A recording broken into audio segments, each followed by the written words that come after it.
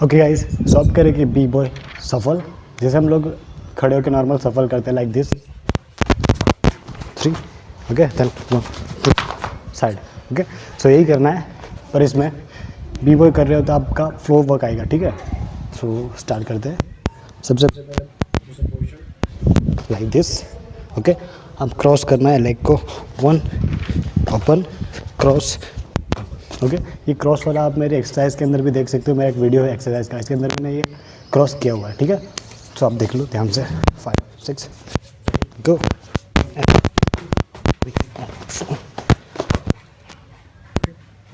Side पे भी कर सकते हो, दूसरी तरह से लाइक दिस, हाथ दोनों साइड पे, ठीक है।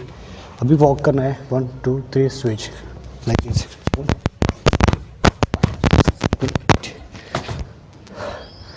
तो आप दोनों मिक्स भी कर सकते हो लाइक दिस, 2 एंड।